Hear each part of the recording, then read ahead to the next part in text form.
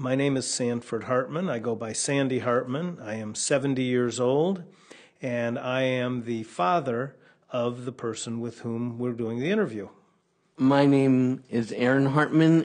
I am 43 years old. Where were you born? I was born in Cleveland, Ohio. And then where did we live? Dayton, And then where did we move? Atlanta. Yep. And since you've been here and you've had a lot of jobs and you've done, what do you consider your best accomplishment? I would say my outstanding employee from Publix. You deserved it. Can you tell me a little bit about some of the health problems you've had? Somehow a staph infection got into me. And what did they have to do because of the staph infection? I had to get a new heart valve. And do you remember any other illnesses? Do you remember when the first grandchildren for me were born? Yeah. What happened to you around that time? My appendix bursted. Right. So your sister-in-law had two babies and you had an appendix. Yes. I remember that at that time you felt that you sure wondered whether you were going to have pain like that forever, but how have you done with that? Every time I've had severe pain or gone through a serious health problem, I've overcome it. Yes, you have. I would like to, can I ask you some questions about Mom? Sure. What do you remember most about Mom? I remember how she made challah and pizza a lot.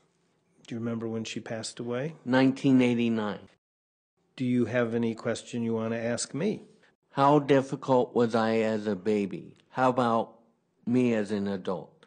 Well, let's see. As a baby, probably the most difficult thing was you didn't eat very much. And we went to a bunch of doctors who said you just had a little stomach and that we should wake you up every 3 hours to feed you. That meant in the middle of the night. Frequently, babies wake up their parents. The parents were waking up the babies. So I would say that might have been the toughest thing. You weren't difficult, but it was difficult to do that. The biggest challenge with you as an adult has been that for whatever reason, you don't feel pain like other people do. That's why I keep asking you, are you okay? Are you hurting? I'm kind of like a mother hen from that standpoint. A good one at that. Oh, thank you, thank you, thank you. What are your hopes and dreams for me? Well, let's see. You've realized almost all of my hopes, and even more so, and even more than I anticipated, and all the things your mother wanted. So our hopes and dreams for you were for you to be able to live as independently as possible, which you do, to have a job, which you do, and like any parent, we would like you to live somewhat near where we live, and you do. So the only thing that I'm hoping for the future is for you to continue being able to do that. One of the things that impresses me most about you is that you are the most positive person I have ever come across. What do you think is your greatest shortcoming regarding raising me? Probably not being as sympathetic as a mother might have been. If you remember, before Mom died, I was the very strict one, and she was the one that you and your brothers went to when you wanted to make sure the answer was yes. And then after she passed away, I knew that I couldn't be that tough. And it always is good to have two people, because forgetting about whether it's two mothers or two fathers or one of each. They balance each other out if one is a little too much or not enough for something. How has the experience of having me as a son affected you, either positively or negatively, or both? The first few months after you were born, that was the only negative. We didn't know why you didn't eat much. We didn't know why you didn't grow as much as other children were growing at that point. And then once we knew what was going on, it's all been positive. So how has it affected me positively? Oh, I can give you 1,000 things. People tell me what a wonderful person you are. Every parent likes to hear that. I think I learned much more about people who don't have the same advantages that I grew up with. It's made me appreciate so much of what I have, and it makes me appreciate you, because despite heart valves and despite diabetes, you still don't want to talk about negative things, and you don't make anybody around you feel bad. I'm lucky. Aaron, would you be able to say, do you agree that you don't like to talk about negative things?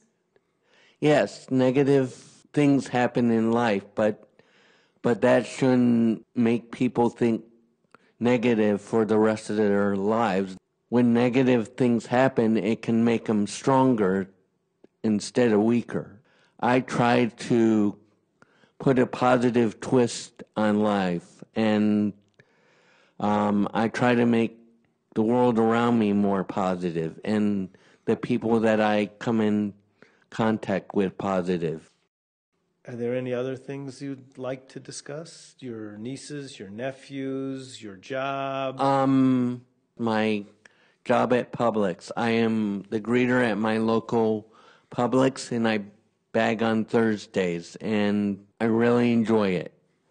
And how about your memory for people? I have a photographic memory of people that I meet.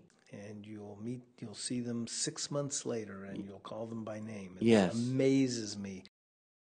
I would just offer, you all haven't talked much about shul, and you might want to. Well, let me preface. We as a family are Orthodox, and when you're Orthodox in Judaism, you kind of are bound by a certain neighborhood because you have to walk back and forth to synagogue. So it puts lots of people around you. So do you like going to shul mostly for the prayer part or the social part? A lot of socializing, but some praying. Fair enough. Going to shul is like having a second family. And a third and a fourth and Yes. a fifth. Do you have any favorite memories or favorite experiences from your time there? I remember having my bar mitzvah at Congregation Beth Jacob. And I remember you're doing anything every other bar mitzvah boy did.